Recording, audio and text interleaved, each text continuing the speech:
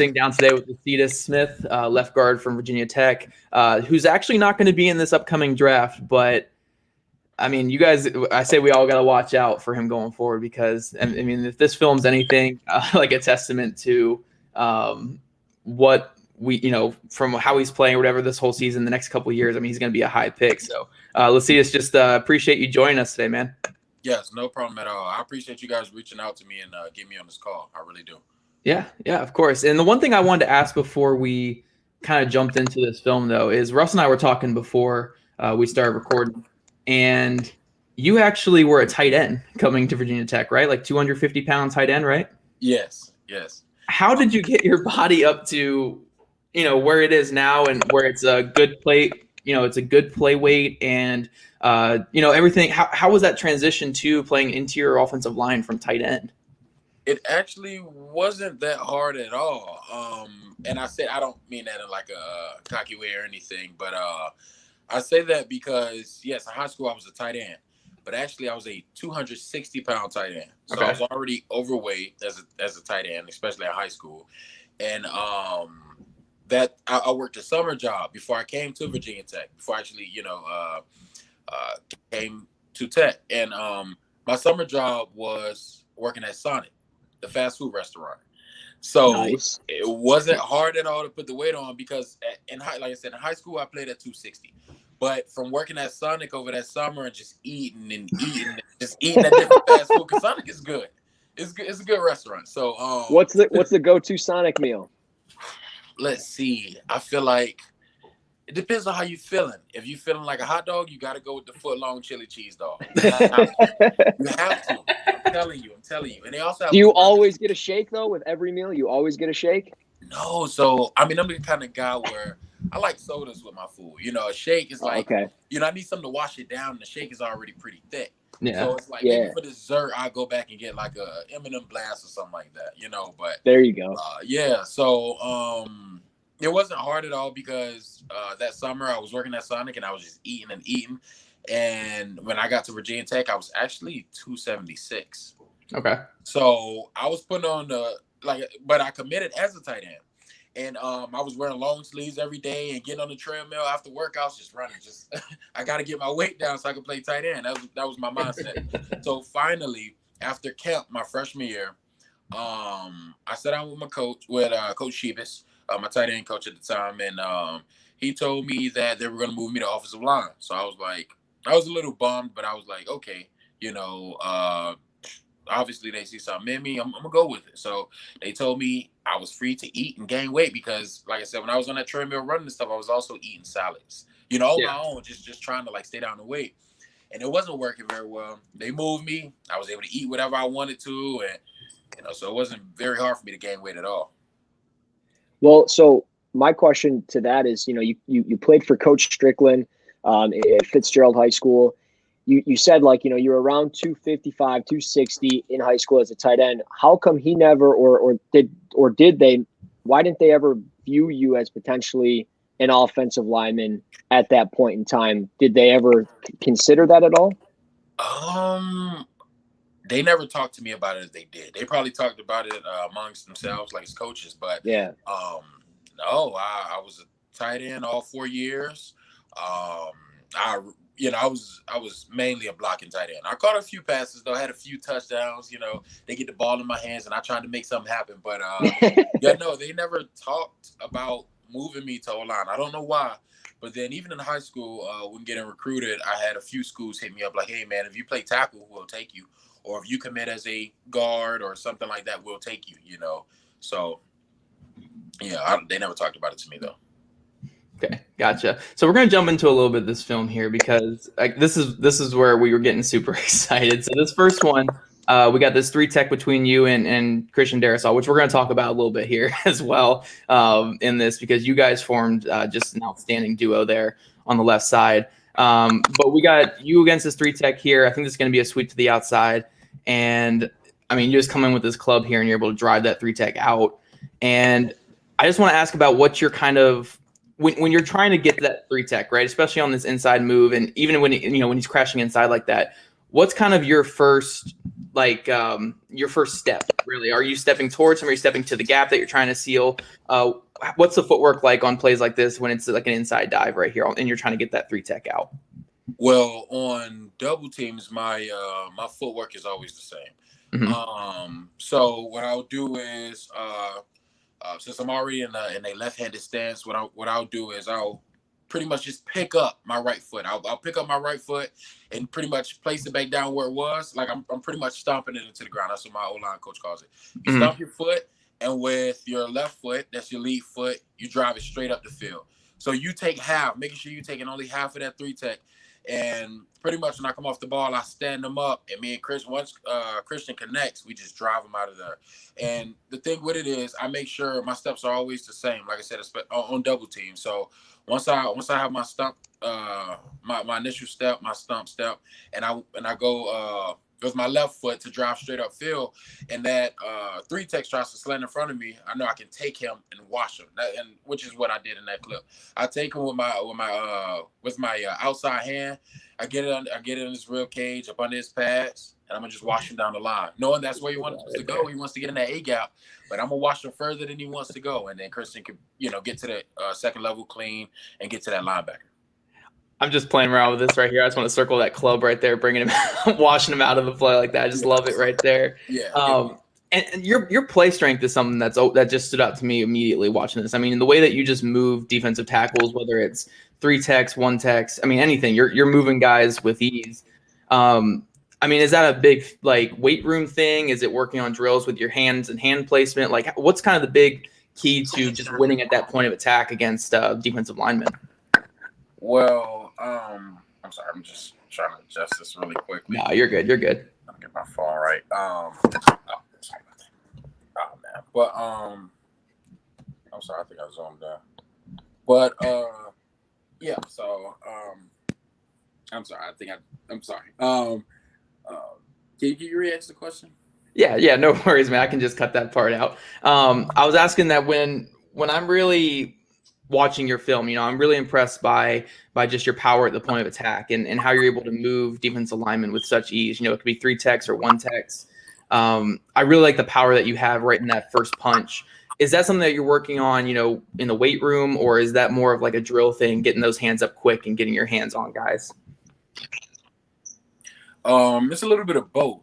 So yeah, I feel like I feel like the weight room plays a huge part in that. Of course, you can't just you can be the most physically sound and technique sound guy, but if you don't have the power behind it, it's not going to work. That's just what I believe. So, as an offensive lineman, you have to be big in the weight room. You do, like, you have to be big on weights. You can't not want to be in the weight room or not want to lift weights. So, yeah, I love to squat.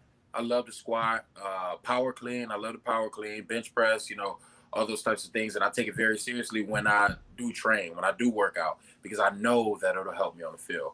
And yes, me coming out of my stance quickly and getting my hands on guys, I feel like that also helps me, especially in the pass game. When because usually when I'm pass setting someone, I try to set them right down the middle. When they get close enough, I punch and try to latch on, knowing that that'll help me, so they can't really wiggle around or do anything like that. Perfect. How much can you squat and how much can you clean? Let's see. So I gotta ask.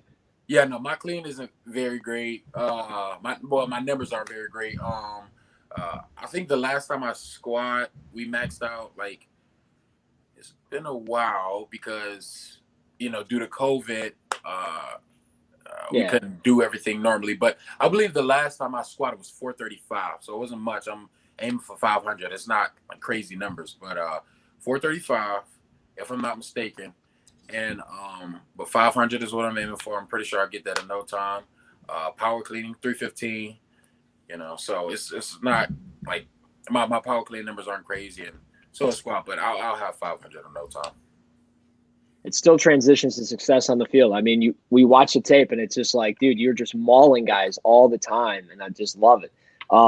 I want to follow up with that. So, you played tight end in high school, and obviously you said you were primarily a blocking tight end, so not everything changes, but Did it take you a while to kind of get settled into kind of an interior offensive lineman type of role?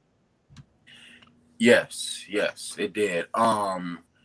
It did take me a while. It was a, a bit of a transition. I mean, like you said, I was a blocking tight end in high school, so I'm used to blocking. It's not like I was new to that, but it's just that it was me understanding that things are much faster on the college level, much faster, and people are you everybody wants to be technique sound. So you can look at a guy that's not as big as you or probably not as fast, but if his technique is right, he can get after you. So that was something I had to learn, and I had to work on my technique as well. So, but I remember getting moved to the offensive line at the left guard spot, and one of my first days at the at the left guard spot in practice, I got a long arm for one of the three techniques. He was doing a one-on-one drill. He hit me with a long arm and put me on my butt, and I was so embarrassed. That was my first time ever doing one-on-one drill ever, and he put me on my butt, and I'm just, oh man, it was so embarrassing,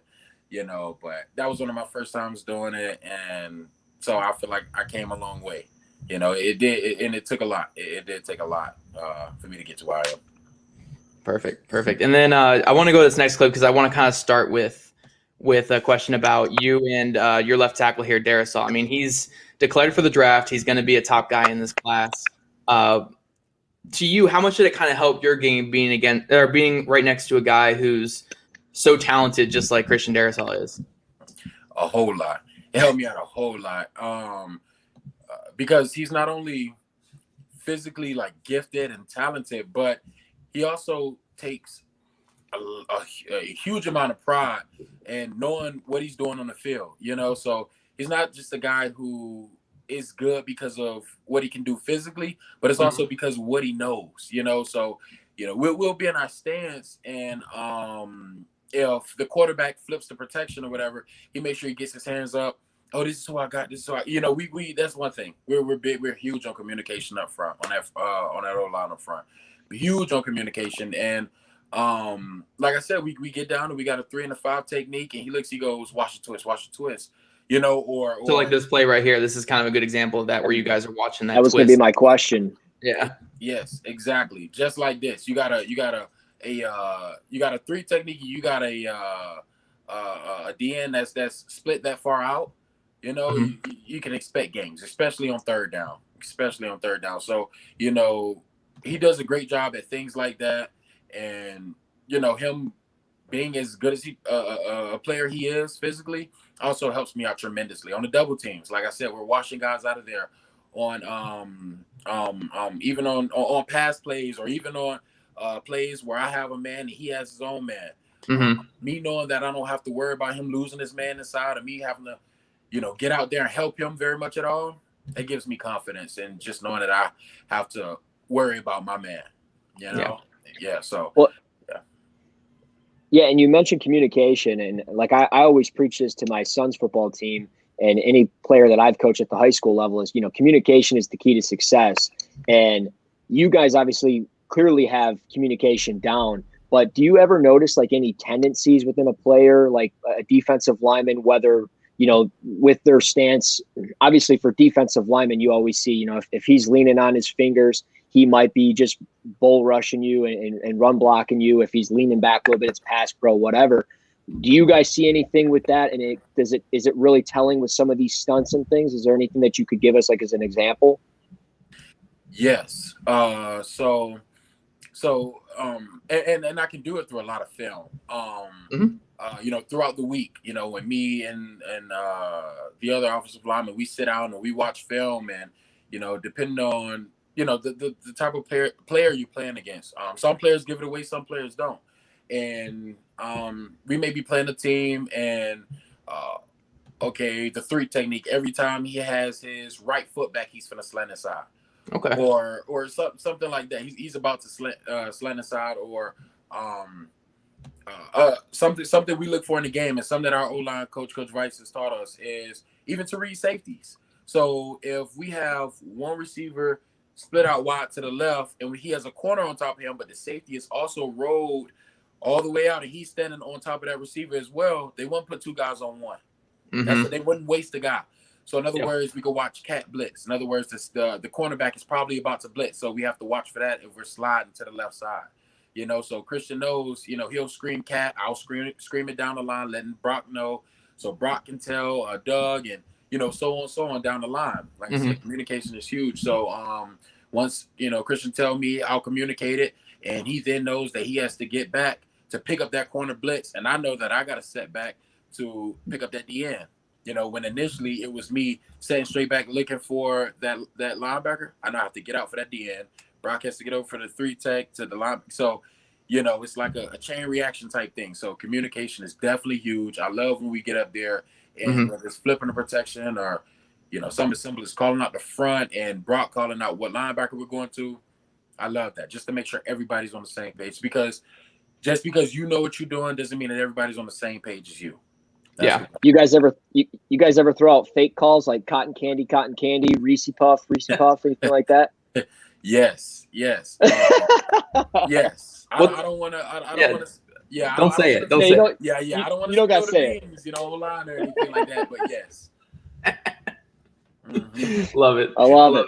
So this next one here, this is the one that got me and a couple guys when we were watching the film. This is what got us out of our chair a bit. So I don't know if you remember this just from looking at it, but this is the block that got us out of our seat. I mean, this is my favorite block out of all these right here. Just dominating a guy at the point of attack.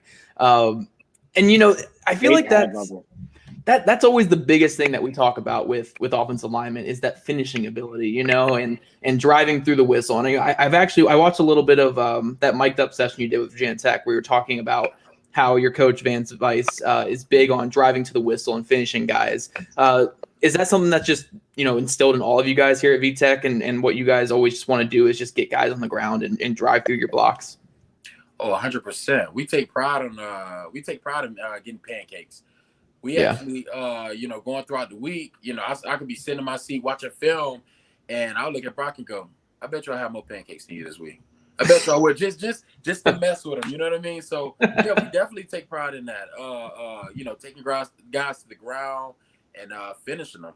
But the right way. You drive a guy 3 yards down the field and put him on his back. That's the right way to do it. Yeah. Well, you mentioned Brock and Brock Hoffman. He was a transfer from Coastal Carolina. Something I noticed within this offense, a lot of transfers, and really just the team, a lot of transfers in and out. Khalil played at Kansas, and Blackshear played at Rutgers, and then obviously Brock, he played it with Coastal Carolina. Obviously it seems like the chemistry is great, but is it difficult at first to kind of create that bond and that chemistry and that even flow within an offense when you have so many parts kind of coming in and changing? Honestly, yes. It is initially, because you have to kind of get a feel for the guys as far as who they are as a player, how they like to to take on the game, and so to speak. Is like, for example, we have many different running backs.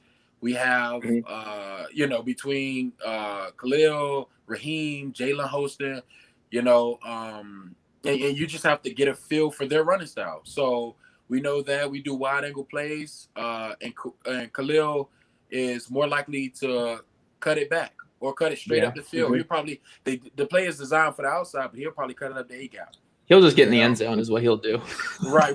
So he'll probably cut it up a little bit earlier than somebody like Jalen Hostin, where Jalen Hostin will press the outside, press it until he finds it, and then he'll hit that gap on the outside more so than not.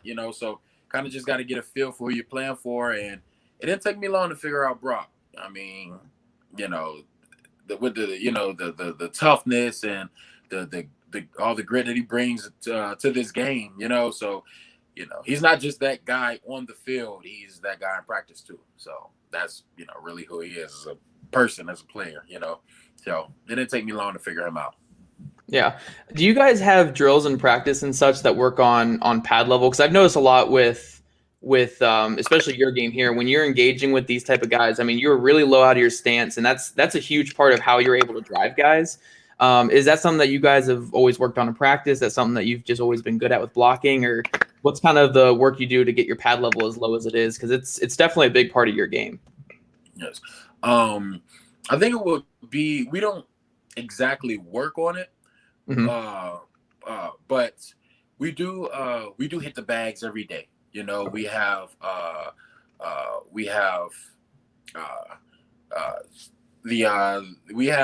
this drill where we do in period 1 where we have to hit the bags, and it's like pretty low to the ground, so you have to come off the ball, and to really like extend and drive, you know, you have to be low. So we work on it every week, you know, twice a week, and so it's not something Vice is always like putting in our head, because it's something like that should almost kind of be known, especially with, you know, with age. So, you know, if you're an older guy, you know, you better be low, or that 3-tech could come off, hit you in the mouth, and you end up in the backfield. And, you know, that ain't something you want to happen. So, like I said, we're constantly hitting the bags, and you better stay low or it won't move how you want it to move. So, we kind of learn it through drills, but we don't work too much on it. But yeah, that is a big part of my game, knowing that, especially if I have a big guy, if I stay low and come off the ball and pretty much get my first step in the ground and get to him before he gets to me, you know, I can win that battle, because I'm already running my feet while he's still trying to get his second foot in the ground. Yeah, absolutely. So this next one here is actually a blitz pickup, and this is always something I love looking at with offensive linemen here, because, you know, you're covered up before the snap here, but this guy's going to break inside. He's going to come outside, and you're going to be basically uncovered at the snap. What's your eyes kind of like when you see that? You know, when you see a guy break inside like this, you see another guy go outside. As someone who's kind of uncovered throughout a pass rush rep, where are your kind of eyes going to be at on these type of plays? Well, I know on this play we were sorting to the left. So with that being said, I know that I have inside help from my center. So like you said, I was covered up initially, but if I know my center's coming with me, I won't let I won't let the crossing 3 technique, the 3 technique crossing my face, I won't let it catch my eye, so to speak. You know, I won't stick with it, because all it took was one jam set and a linebacker would have made the play. He would have easily made the play. So with me knowing that I have center help coming right behind me, I know I can pass up one guy. And once that one guy was passed up and the linebacker tried to come inside, I knew that's who I had to take. Perfect. And then you're able to finish him. That's Chaz Surratt too, one of the best linebackers in the ACC, putting him on the ground. Is there kind of like a pride thing with being an offensive lineman? You know, when they're bringing like a smaller linebacker at you, or like a safety, is there like a pride thing where you want to get him on the ground because you know that's the guy that you should be able to kind of control with your strength? Yes. So yes. Yeah, I'm gonna just say yes, because actually during that game, me and him were talking a lot of trash back and forth. We were. Are you a trash talker? He was. Oh, I'm not big on trash talking. You know, Jazz is. Oh, okay. Well, I'm not big on it, but you know, he was, you know, talking this stuff, and I'm like, I'm gonna get you. And I feel like, I don't think it was that play, but it was another pass play where I actually put him on the ground, and we were talking right before the snap, and I was like, you know, I can't say exactly what I said, but I pretty much just told him I'm gonna get him. And as soon as the ball snapped, he blitzed. I put him on his back. I said, I told you I'm gonna get you. And as I'm laying on him, you know, I'm laying on him. I told you I'm gonna get you, you know. So we were just going back and forth, but no, he's definitely a good player. Yeah, we were just going back and forth. That's what made it funny. No, I know he's definitely one of those type of guys. He's a chirper for sure. You can tell just watching film. So it's always good when you get those type of guys on the ground. But yeah, I just love the communication, because kind of what Russ was saying here though is again, you guys had a lot of transfers. You guys had guys that you had to get used to and stuff. I mean, both these guys right here are transfers. So that communication, the unspoken chemistry that you guys had right here to pick up this blitz, I thought was just a great thing that I wanted to highlight here in this film session. But we got this next play here. I believe it's going to be you and Darasal on a combo block. Let me see. Yeah. Oh, no, this one. No, this is actually one I really like too, but this is not the combo block. So this one is actually something I want to ask you about, because again, you weren't a guard coming up. You know, you were a tight end. You really had to learn the guard position. Right. But one of my favorite things, I just love how your eyes work at the, you know, in run game and picking up stuff or whatever. So again, right here in this outside stretch play, where are your eyes at? Where are you trying to read? I mean, are you trying to reach this guy here? What's kind of your reads here on your first step on this outside play? So initially, when I'm in my stance, I know I know that. Well, I see the linebacker standing up right there in my grill. He's standing, pretty much right over the top of me. I see him, but like I said, I can't let that affect me to where I just step back and try to block him because I know that I have my center coming with me. So if I step back and try to block that, and that 3-tech pitches inside, he makes the play. So I have to understand things like that. And so what I do is I initially try to step with my outside foot to check what the 3 technique is going to do. As soon as I see him step with Christian, I try to, just get a backhand on that linebacker, make sure Brock has him. I try to, I stay for like a millisecond to see if he has it secured, and then I drop. So it's kind of like a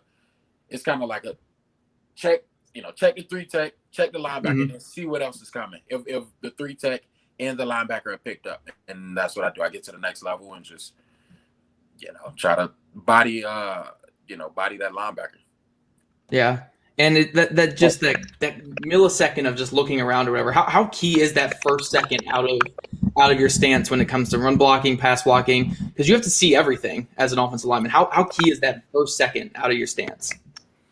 It's huge. It's huge. Like I said, everything I just said are necessities to getting this play to move how it is, to getting that D-line to move how we want him to, and to get the yardage we did on this play. Because if I didn't, it could have been it could have been worse. It could have been bad. So like I said, I stepped with that outside foot, and everything is like, because on film we have it playing in slow motion, but of course on the field it's, I probably did all that stuff in about 2 seconds, and I just think different things I have to do. So like I said, I stepped that outside foot, and it's like a glimpse, like maybe a second. Once I see that 3 technique step away, okay, not worried about him. I see that linebacker blitz, I get a hand on him, not worried about him, he's taking. And the next man, he's mine. So that's just, it's like really fast, and, everything I just named is, it has to be done or the play wouldn't go how it should. Yeah. Yeah. Through the 2 games like I've seen, and it's the same games that we're watching here, Duke and North Carolina, but with what I've seen, I don't see a player with you like that really struggles with anything by any means. But do you think that there's any types of blocks that you might struggle with, like whether it's pulling and just kind of getting out in space and getting out of that stance, or reach blocking? Is there anything like that you feel like you really need to work on for next year or moving forward? Yes. I'll definitely work on being more effective in the pulling game. I definitely will. Finishing blocks, that's something else. I mean, I've seen a few clips flying around on Twitter about, me finishing a few guys, but I like to do it a lot more. I do occasionally catch myself blocking a guy, and even if I'm 3 yards down the field, I look back to see if Khalil has ran past me yet, so that's something I have to definitely get better on, just making sure I'm finishing my man. I'm not done until he's on the ground. So, I need to finish blocks, be more effective in the pull game. My reflexes need to be better. I need to, if I see a linebacker blitz, and there's a few clips out there where I can see a linebacker blitz, and it's like I don't get to my spot fast enough because I hesitate. It's like, and when I see it, I just need to jump on it. I just need to do it, just get it done. So those are key things I'd work on this offseason. Yeah. And then this last one here I want to jump onto. And honestly, I just want to say before we jump to this, though, if you have to work on your finishing, then I feel sorry for the ACC guys.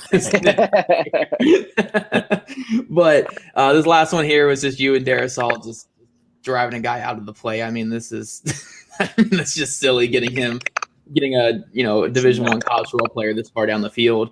And I kind of want to ask you, going forward here, it's going to be your next season. You're not going to have him next to you, Darasal. I guess it's going to be more of like a challenge and more of an opportunity for you to kind of step up. I mean,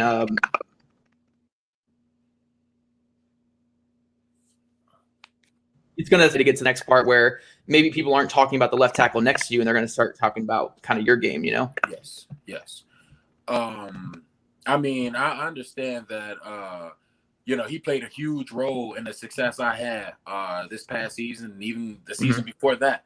But at the same time, I mean, and that's my guy. I talk to him every day, but at the same time, I'm a grown man. He's gone. I'm still going to do my job. I'm still going to make it work. I'm still going to make it happen. And, you guys will see much more of this next year, because I feel like I had some good clips, but you're going to see a lot more next year. So I understand what I need to work on this offseason, and I'll make sure I get it done. And, you guys will see much more of this next season. But, I understand that he's going to be gone to the next level. I already told him I'm going to try to watch all his games, but I'm going to get my job done, most definitely, with whoever's beside me.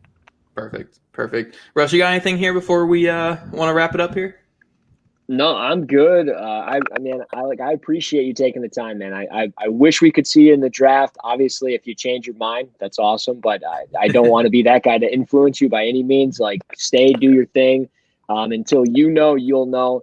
But I'm excited to keep watching you, and I wish you the best of luck during all these crazy times. Stay safe, obviously, have fun. And my last thing is just, where can we find you on Twitter? Where can people smash the follow button on social media? My name on Twitter is just Lecitus Smith. It's probably Lecitus_Smith, but I mean, I'm pretty sure. I'm sorry, my girlfriend. She said, like, let me. I'm sorry. She's making sure that I get my followers up. It's actually at Lecitus_54. I'm sorry about that. There it is. At Lecitus_54. And that's for Twitter, and I believe on Instagram it's Cito_54. So it's capital CITO _54. Yes, on Twitter. Instagram. I'm sorry. Perfect, man. Well, we're excited to see you this next season.